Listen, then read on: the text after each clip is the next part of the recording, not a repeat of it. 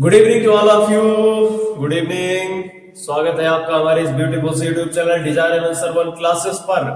तो प्यारे बच्चों, जैसा हमने बात की थी आपसे कि हम बहुत ही मजेदार आपसे ह्यूमन फिजियोलॉजी वाली यूनिट लेकर आएंगे जिसका नाम है क्या, चैप्टर का नाम है डाइजेशन। और उसमें एक मेन से पॉइंट उठाएंगे जिसमें आपको हर एक बात क्लियरली एकदम विजिबल दिखेगी। तो चलिए आइए शुरू करते हैं वहां से डाइजेशन। डाइजेशन क्या, सबसे पहले बात समझिए, आपने कुछ खाया है, आपको पचाना जरूर पड़ेगा। और पचाने के साथ साथ में क्या आपने कभी ये सोचा है, मतलब आपने कभी दिमाग में डाली ये बात कि आप जो खाते हैं वो आपके अंदर शरीर में कैसे पहुंचता है, आपके रगों में खून कैसे बढ़ जाता है, आपके अंदर वो मोटाई को कैसे बढ़ाता है, प्रोटीन शरीर में कहां लगती है, जो वसा है वो शरीर में कहां लगती है। ये सारी चीजें घरों में बोला जाता है कि भैया अच्छी अच्छी चीजें खाइए, बढ़िया बढ़िया सुंदर चीजें खाइए। और जैसे कि हमारे फिंगर हुए, मोमोज हुए, इन चीजों को अवॉइड करिए और ज्यादा से ज्यादा फल फ्रूट आदि इन चीजों का सेवन करें। तो ये क्यों कहा जाता है, ये कहा इसीलिए जाता है क्योंकि जो अच्छी अच्छी चीजें खाएंगे आप तो उनसे क्या मिलेगा आपको, उनसे मिलेगा आपको कार्बोहाइड्रेट मिलेगा, उनसे मिलेगा आपको प्रोटीन मिलेगा, उनसे क्या मिलेगा आपको फैट मिलेगा, विटामिन मिलेंगी।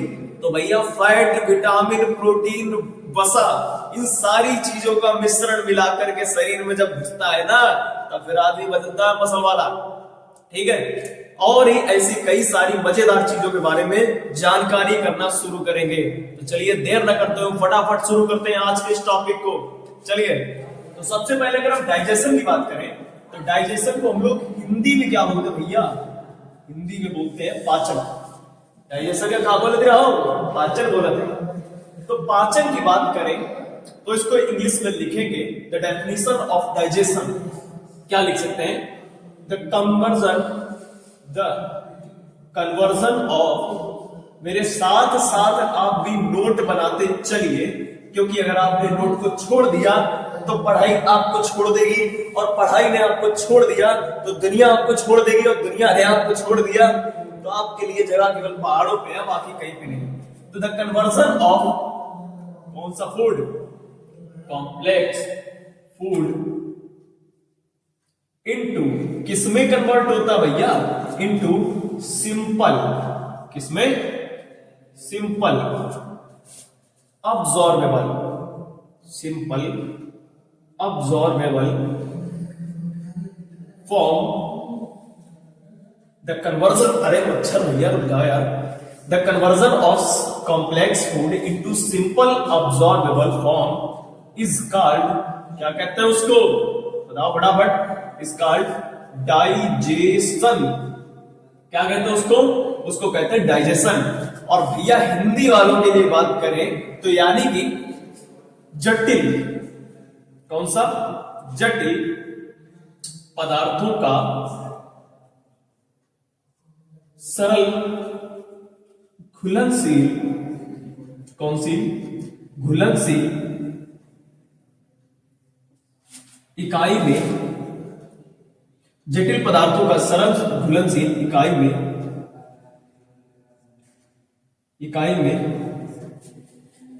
बदलने की, बदलने, क्या कर रहे हैं मास्टर, हिंदी कमजोर हो गई क्या गणित के साथ, बदलने की, किसको, प्रक्रिया को, बदलने की किसको, प्रक्रिया को क्या कहते हैं, पाचन कहते हैं। क्या कहते हैं भैया, पाचन कहते हैं। बात समझना है, एक जरा रेफरेंस, हम छोटी सी आपको रेफरेंस देना चाहेंगे कि जैसे मान लो आपने क्या किया, आपने कोई बड़ी चीज खाई, मान लो दबा दिया फिंगर, या लड्डू दबा दिया, लड्डू जैसे दिख रहा है, ठीक है। तो लड्डू जो है आपका अभी क्या है, लड्डू भैया है आपका कॉम्प्लेक्स फूड। लड्डू क्या है, कॉम्प्लेक्स फूड। और लड्डू भैया खाते हैं तो लड्डू यही से बन जाते हैं। तो लड्डू के लिए बात करें तो आगे देखते हैं कि लड्डू को सबसे पहले देखिए अब जो हमारा डाइजेशन है, एक चीज और बतानी रहेगी, डाइजेशन जो हमारा है ये mechanical and biochemical process, mechanical and biochemical process, ठीक है। इस बात को जरूर याद रखिएगा, या आप लोग नोट में नोट कर लीजिए। भैया मैकेनिकल और बायोकेमिकल प्रोसेस का क्या मतलब है? मैकेनिकल का मतलब है, सीधी सी बात है, जब आप किसी चीज को खाते हैं तो भैया उसके रौंदनों को, उसको पीसने को, उसको तोड़ने को, उसको चीरने को, उसको फाड़ने को क्या कहते हैं? उसको कहते हैं मैकेनिकल। कौन सा कल भैया? मैकेनिकल। क्या कहते हैं? मैकेनिकल। मैकेनिकल के यानी किसी चीज को खाया, खाने के बाद में जब आपसे सबसे पहली प्रक्रिया क्या करते हैं? आप उसको रखते हैं और रखने के बाद में चबाते हैं, तो चबाने वाली प्रक्रिया किसमें आ जाती है भैया? मैकेनिकल में आ जाती है। और दूसरी जो होती है बायोकेमिकल। बायो का मतलब होता है जैव। यहां से इस वर्ड को काट दीजिए तो यहां पर बचेगा बायो। बायो का मतलब होता है जैव, ठीक है। जीवित प्राणियों में जो भी प्रक्रिया होती है वो भी बायोलॉजिकल के अंदर है। भैया हम लोग क्या पढ़ रहे हैं? हम लोग बायोलॉजी पढ़ रहे हैं, तो बायो यानी कि जीवन और बायो यानी कि जैव। जैव या जीवन दोनों एक ही बात है। केमिकल यानी कि रासायनिक, और रासायनिक भी बोल सकते हैं, रासायनिक, ठीक है। अगर किसी को ना दिख रहा हो तो बता देना, हम इसको बता देते कि इसको बायो का मतलब है जैव और केमिकल का मतलब है रासायनिक। यानी कि जो हमारी ये पाचन प्रक्रिया एक ऐसी बायोकेमिकल प्रोसेस है और मैकेनिकल भी प्रोसेस है। बायोकेमिकल का मतलब है जो हम लोग खाते हैं, खाने के बाद में सबसे पहले जो चबाया हमने, चबाने का मतलब वो जो हुआ वो हमारी मैकेनिकल प्रोसेस है। इसके बाद में जैसे ही हमने उसको अंदर चबाने के बाद में जो अगली प्रोसेस होती है वो हमारी बक्कल कैविटी में, जो हमारा मुंह होता है, मुंह में जो हमारी कैविटी पाई जाती है भैया वो हमारी होती है बक्कल कैविटी। कौन सी कैविटी? वो हमारे मुंह में जो कैविटी पाई जाती है वो कौन सी होती है? बक्कल कैविटी या ओरल कैविटी भी इसको बोलते हैं। बक्कल कैविटी के साथ में कौन सी कैविटी? ओरल कैविटी भी बोलते हैं। इसके बाद में यहां से हमारे खाना कहां उतरता है? गले में। गले में जाने के बाद में जो हमारी ग्रास नली है या इसको हम लोग इसोफेगस बोलते हैं। ग्रास नली जो है हमारी फूड पाइप की तरीके से काम करती है, जो इसको खाने को कहां पहुंचाती है भैया? खाने को पहुंचाती आमाशय तक, या इसको हम कहें स्टमक तक पहुंचाती है।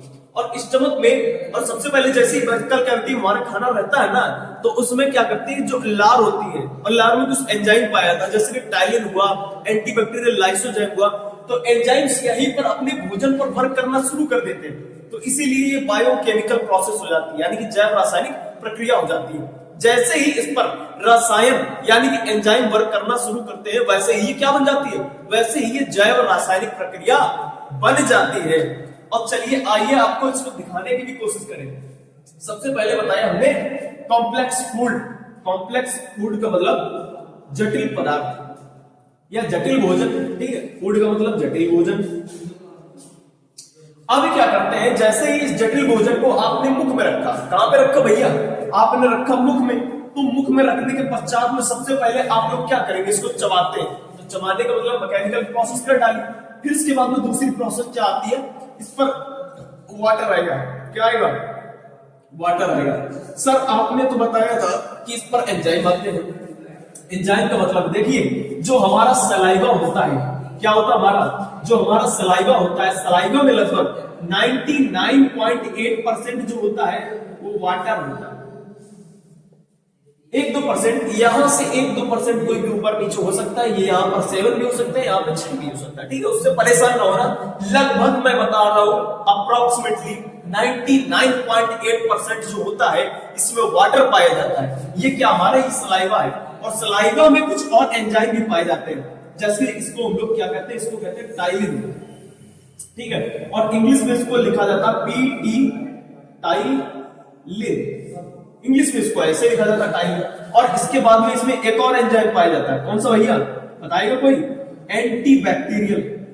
एंटीबैक्टीरियल कौन सा एंजाइम?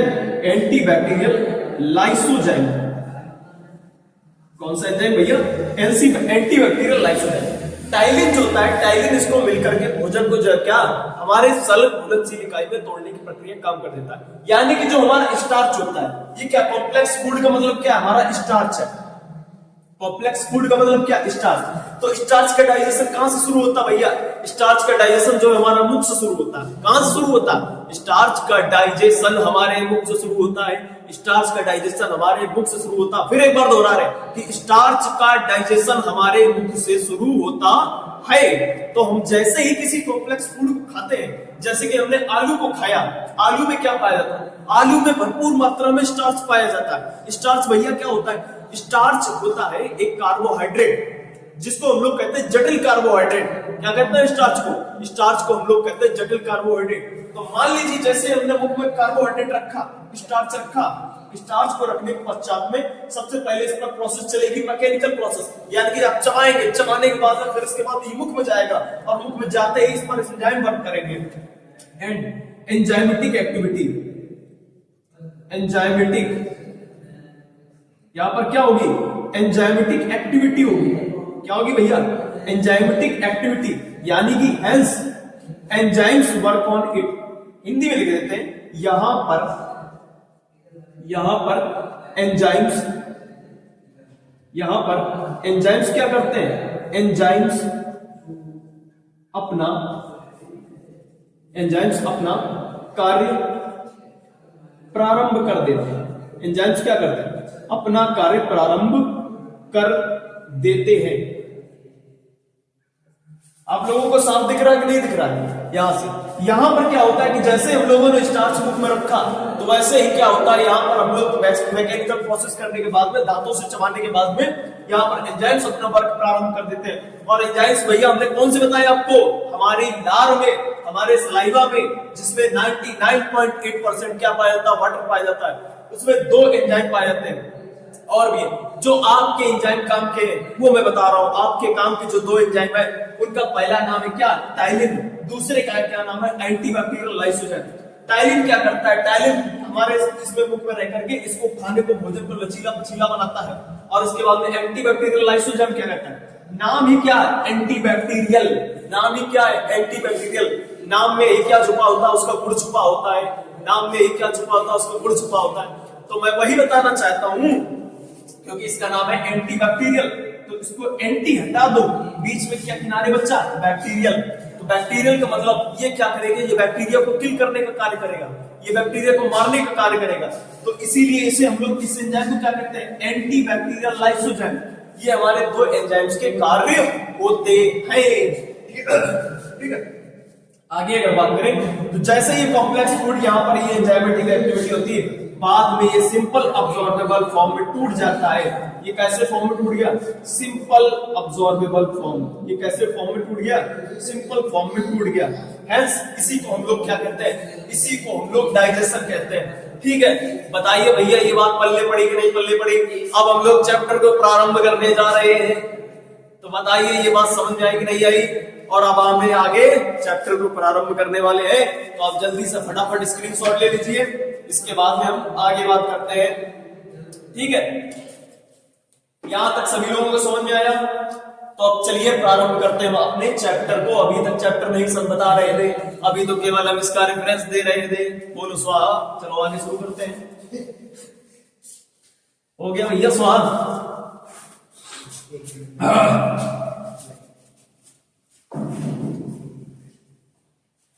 तो चलिए, हमने क्या बताया कि जो हमारी मैकेनिकल प्रोसेस है, अभी बायोकेमिकल प्रोसेस बहुत लंबी है। हमने यहाँ पर 2 ही चीजों पर केवल बात करें, एक मैकेनिकल और दूसरी बायोकेमिकल। कौन कौन सी भैया? एक पाचन, 2 ही पर केवल चलाएंगे। पहली होगी मैकेनिकल, पहली कौन सी होगी? मैकेनिकल। मास्टर की इंग्लिश निकल वाले देखे रहना। मैकेनिकल और दूसरी बायोकेमिकल। मैकेनिकल और बायोकेमिकल आप पूरी डाइजेशन में देख लीजिएगा, आप पूरा पाचन तंत्र उठाकर दे दिया। मैं केवल 2 ही पर बात करूंगा, एक मैकेनिकल, दूसरी बायोकेमिकल। चलिए, अभी तो हमने केवल मैकेनिकल का रेफरेंस दिया था, अब मैं आपको मैकेनिकल के अंदर लेकर चलता हूं और समझाता हूं क्या मैकेनिकल के दांत कौन करता है, चीरने फाड़ने पीसने का काम कौन करता है, हमारे दांत। तो अब चलिए दांतों को स्टार्ट करते हैं। दांत यानी कि टीथ की बात करें, किसकी? टीथ की बात करें तो एनसीईआरटी में लिखा है कि the teeth are embedded in bones of the jaw. अरे भैया क्या बात कर रहे हो? तो टाइप्स ऑफ टीथ, ठीक है। टीथ को हम लोग पहले 3 भागों में डिवाइड करते हैं, ठीक है। पहले लिखते हैं डाइफियोडोंट,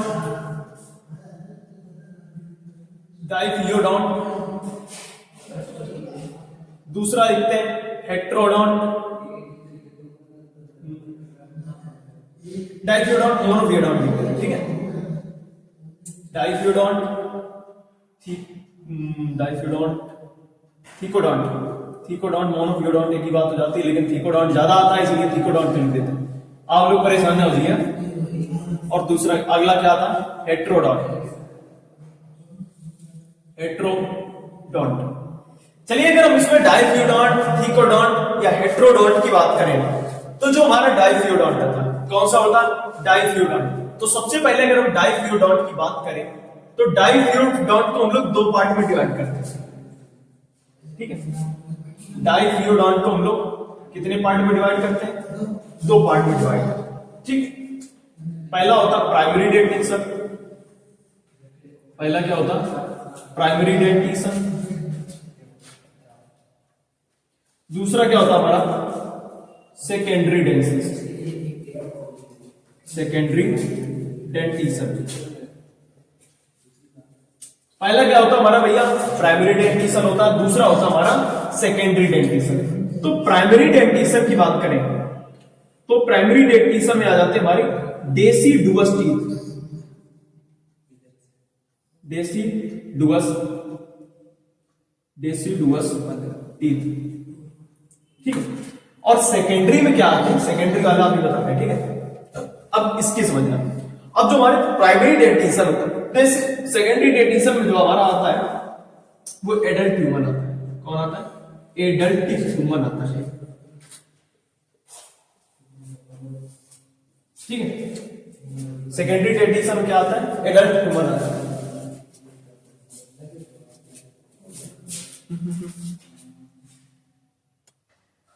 ठीक है बच्चों, तो हम लोग यहां पर थे, यानी कि सेकेंडरी डेंटिशन,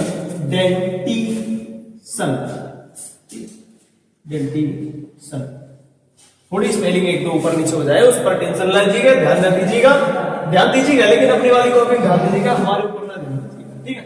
इसे कहते हैं हम लोग एडल्ट ह्यूमन टीथ। आप लोगों को एडल्ट ह्यूमन टीथ के बारे में मालूम है कि एडल्ट ह्यूमन टीथ जो होते हैं, एडल्ट ह्यूमन टीथ जो कितने होते हैं, एडल्ट ह्यूमन टीथ की बात करें तो 32 टीथ पाए जाते हैं। एक एडल्ट ह्यूमन में, यानी कि एक परिपक्व मानव में कितने टीथ पाए जाते हैं, एक परिपक्व मानव में 32 दांत पाए जाते हैं। अब भैया 32 दांतों की बात करें तो यहाँ पर बोर्ड थोड़ा सा भरा लग रहा है, तो मैं एक एक करके इन सब चीजों को एक्सप्लेन करता हूँ, ठीक है। थीकोडॉट का मतलब teeth are present in bones of adult jaw, और हेट्रोडॉट का मतलब होता है इंसीजर, कैनाइन, प्रीमोलर और मोलर, ठीक है। बस इतना ही मतलब है इसका, इंसीजर, कैनाइन, प्रीमोलर और मोलर।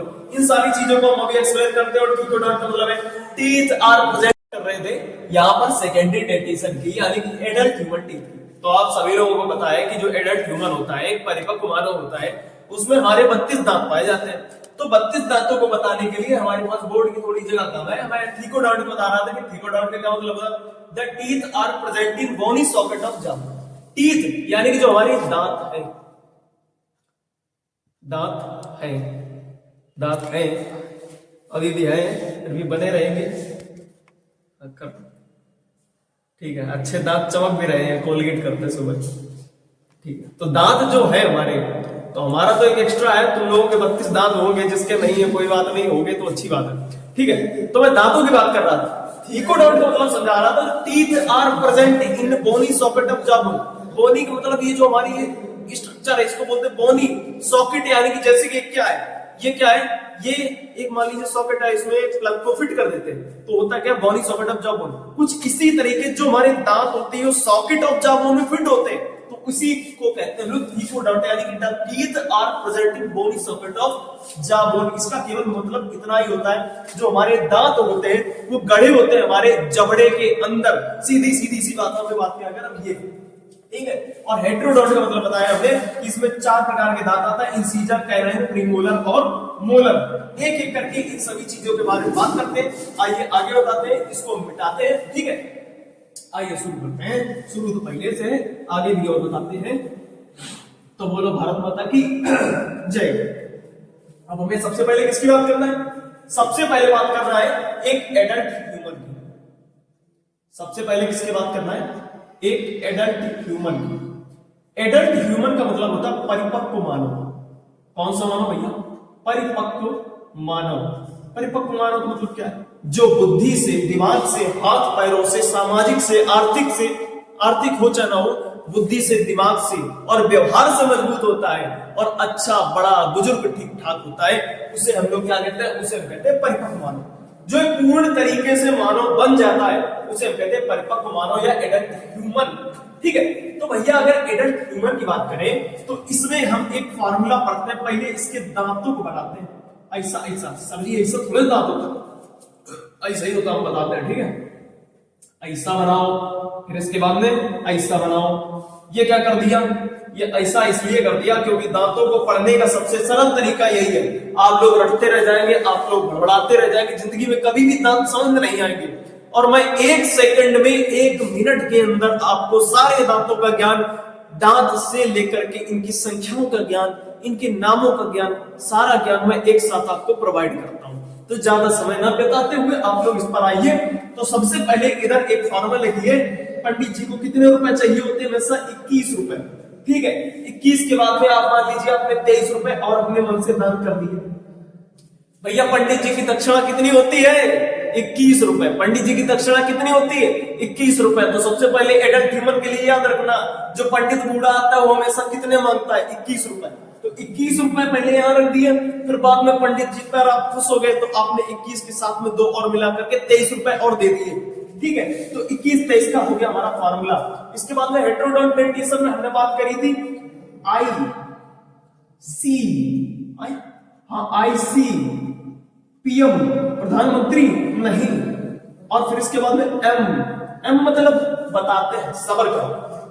आई का मतलब होता है का, इंसीजर,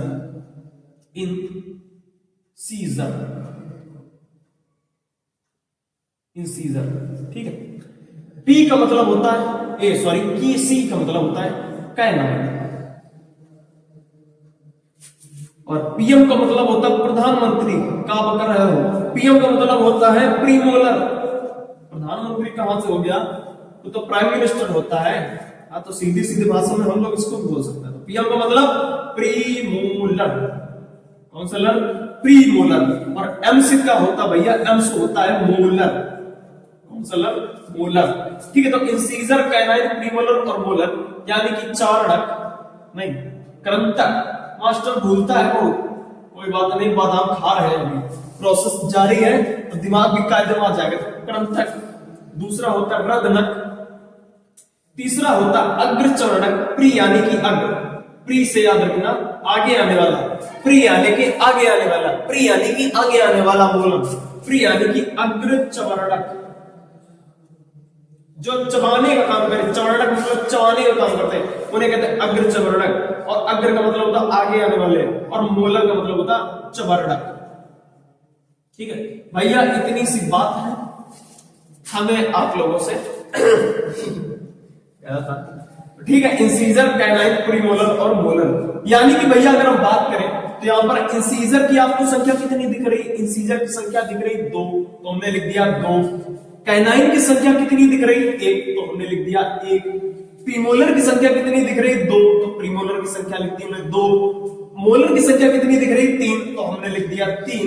अब भैया इनको पढ़कर मिलाकर बजा दो तुम इनकी बीन कौन सी, नगीना फिल्म वाली, 2 1 4 1 2 1 3 3 2 5 5 3 8। क्या कर लिया मास्टर तुमने, गिनती पढ़ के हमको बचपन बहुत मार खाए थे, तब तो गिनती सीख पाए मास्टर, गणित में कमजोर रहे ना। तो 2 1 3 3 2 5 5 3 8।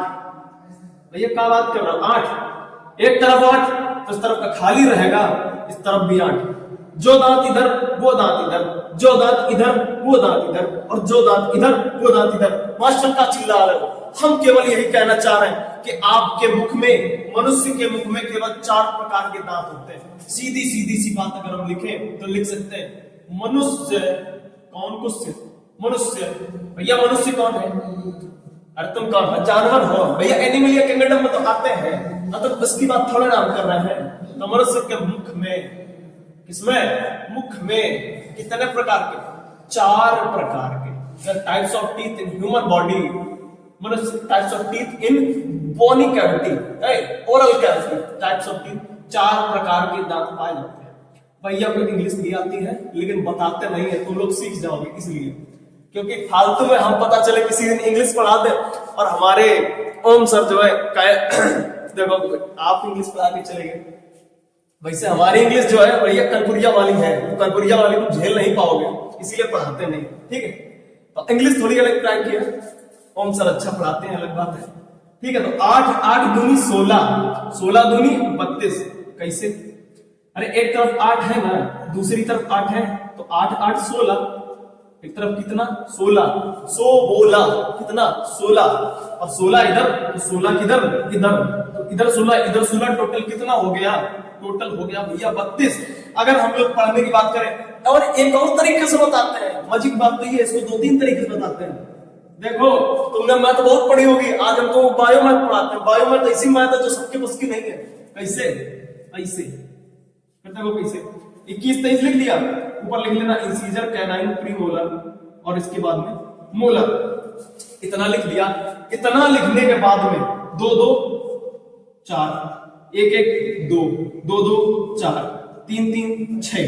ठीक है, 4 2 6, 6 4 10, 10 6 16। ठीक है, ऊपर 2 का गुणा कर दो, नीचे 2 का गुणा कर दो।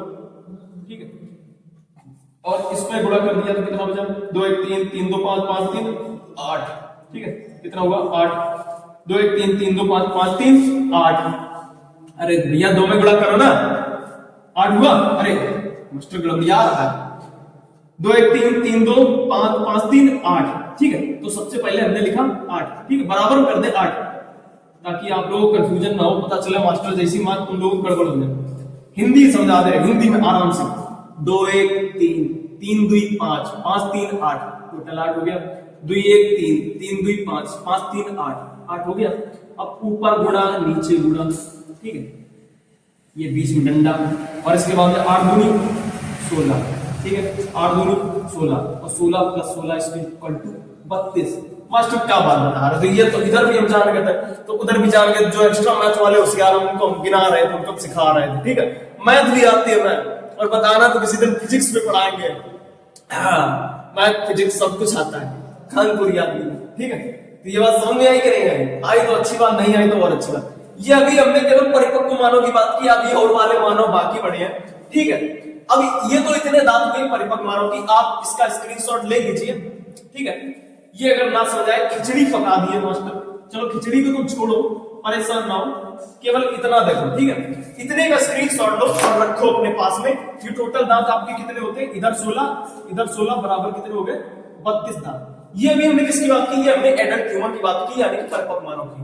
आइए अब हम बात करते हैं मिल्कमैन की, यानी कि दूध के दांतों की।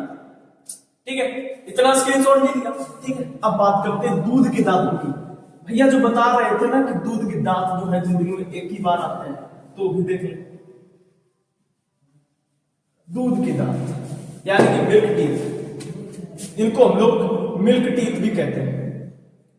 मिल्क टीथ यानी कि दूध के दांत, मिल्क टीथ यानी कि दूध के दांत। इनको हम लोग डेसिडुअस भी टीथ कहते हैं। डेसिडुअस टीथ भी कहते हैं। बस लास्ट आने वाला है, खत्म होने वाला है। डेसिडुअस टीथ भी कहते हैं। डेसिडुअस टीथ की बात करें, जल्दी जल्दी निपटा देते हैं। जैसे अभी हमने एक बार आपको एडल्ट टीथ समझा चुके, तो उसी प्रकार से समझाते हैं। इसको ऐसे खींचना, ऐसे खींचना, और इसके बाद में एक पंडित जी का 21 याद रखना, हमेशा याद रखना। हमेशा पंडित जी से स्टार्ट करना, क्योंकि पंडित जी पढ़ा रहे हैं, इसलिए नहीं, क्योंकि पंडित जी वाला फार्मूला लगा भैया। पंडित जी आगे 21, कहीं भी जाना 21 पहले मिलेगा, फिर इसके बाद में लिखना 0 और फिर लिखना 2। ठीक है, अब इससे का मतलब हुआ, फिर वही लगा दो ICPM M, यानी कि इधर लिखना I, इधर लिखना C, इधर लिखना PM और इधर लिखना M, यानी कि इंसीजर 2, कैनाइन 1, प्रीमोलर 0, मोलर 2। यानी कि इसमें क्या होता है? इसमें अग्रचर्णक अपसेंट होते हैं और मोलर जो होते हैं 2 होते हैं। ठीक है, तो टोटल दांत जोड़ लें, 2 1 3, 3 2 5, क्योंकि यहाँ पर 0, तो एक तरफ दांत कितने हो गए? 5, इधर तरफ 5, इधर तरफ 5, 5 5 10, 5 15, 5 20, तो टोटल दांत कितने होते हैं? यहाँ पर 20। अपसेंट कौन कौन से? देखिए, इंसीजर कितने? 2 है, कैनाइन कितना है? 1 है, प्रीमोलर कितने? प्रीमोलर 0 है, यानी कि प्रीमोलर बिल्कुल 0, और मोलर कितने हैं? 2। ठीक है, तो पहला कौन सा अपसेंट है? पहला इसमें अपसेंट है प्रीमोलर। ठीक है, और दूसरा इसमें थर्ड मोलर भी अपसेंट है। थर्ड मोलर थर्ड मोलर का बढ़िया मतलब है कि अक्ल वाले दांत, अकल दांत जो होता है, इस थर्ड मोलर को ही हम लोग जो सबसे लास्ट में दांत पाया जाता है इसे ही हम लोग अकल दांत का कहते हैं। ठीक है, लास्ट एक और बचा, इसको भी निपटा देते हैं। जब इतना आ गए दांत को समाप्ति करके चलते हैं, चाहे कुछ हो जाए पहाड़ गिर जाए। ठीक है, दूध के दांत हमारे टूट चुके हैं। आगे अब बचा है केवल 16 ईयर वाला, जो 16 साल का बच्चा होता है उसके भी दांत गिनाए देते हैं, लगे हाथ। जो 16 साल के हैं, 16 ईयर बोल्ड के नहीं, 16 ईयर ओल्ड। ठीक है, तो 16 ईयर ओल्ड वालों के लिए बताएं, ऐसे ऐसे पहले करना, फिर इसके बाद ऐसे खींचना, और फिर सबसे पहले पेंडिजी का लिखना 21 और पीछे लिख देना 22, यानी कि इंसीजर, कैनाइन, प्रीमोलर और मोलर। इंसीजर की संख्या होती है कितनी? 2। ठीक है, कैनाइन की संख्या होती है 1, प्रीमोलर की संख्या होती है 2 और इसके बाद में मोलर की संख्या होती है 2। यानी कि इसमें कौन सा अपसेंट है? एक इसमें अपसेंट होता है, -1 क्या होता है? अर्धचमड़क, और -1 क्या होता है? -1 क्या होता है? इसमें मोलर अपसेंट होता है। ठीक है, -1 एक तरफ से, 1 2 3 4, यानी कि 4 इसमें जो अकल वाले दांत होते हैं वो अपसेंट होते हैं, उसके बाद में 4 इसमें प्रीमोलर अपसेंट होते हैं। तो टोटल मतलब इसमें मिलाकर के कितने दांत हो गए? 21 22, जोड़ लीजिए, 2 1 3 3 2 5 5 2 7 7 7 7 7 7 दूनी 14, 7 1 7 चौके 28। तो टोटल दांत इसमें कितने पाए जाते हैं? 28। तो यहां तक की हमारी जो आज की बात थी वो होती समाप्त। आप सभी लोगों को धन्यवाद, good bye, tata, good night. पढ़ते रहिए और सभी को चैन।